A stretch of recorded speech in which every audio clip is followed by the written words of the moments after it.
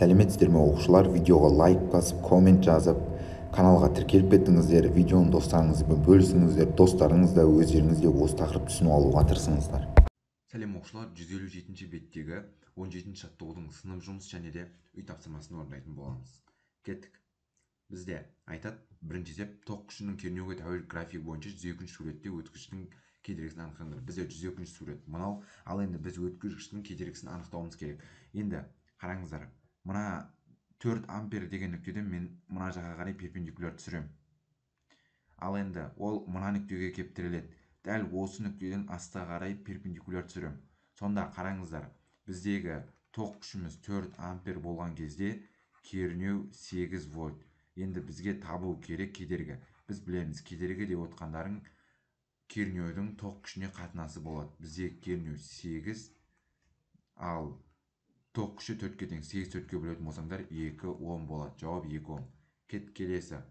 Өткізгіштегі тоқ күші 0,6 ампер болған кездегі 30 Ом кедергісі бар өткізгіштің ұштарындағы кернеуді анықтаңдар. Бізде кернеудің формасы ол тоқ күшінің кедергі көбейтіндісі. Біздегі тоқ күші 0,6, осыны көбейтем 30-ға. Бұл сендерде 18 вольт болады. Келесі. Егер өткізгіштің ұштарына 12 вольт кернеу берілсе, онда 6 Ом кедергісі бар өткізгіштен 25 кулон заряд қанша уақыт аралығында өтеді дейді.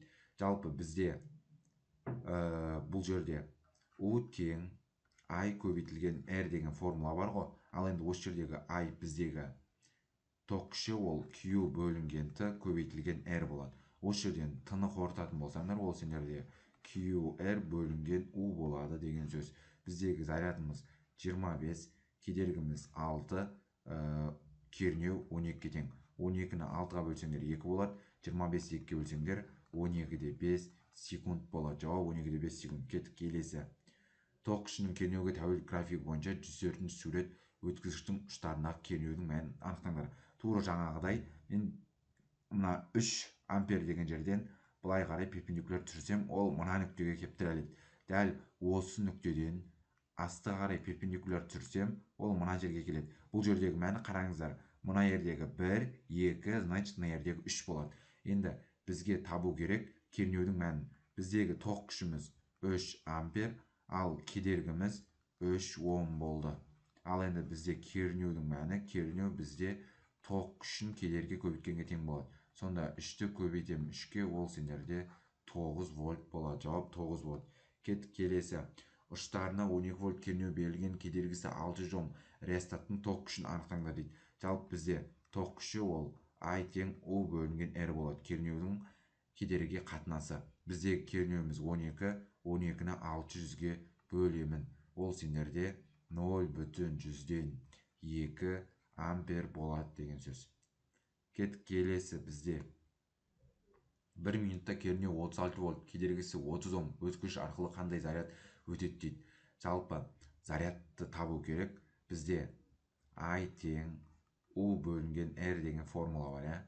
Ал енді осы жерден I-дың формуласы бізде зарядтың уақытқа қатынасы бөлінген UR.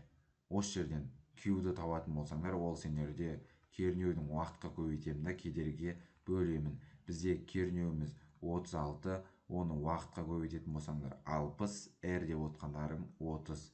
Бізде 60 пен 30 қысқарады, мынау 2 болады. 2-ні 36-ға көбейтсеңдер 72 кулон болады. Осымен видео сабақ аяқталды. Видео сабақ ұнаса каналға тіркеліп, лайк басып, все қоңыраушасын басып қой. Және де осы видеоны достарыңа тарат.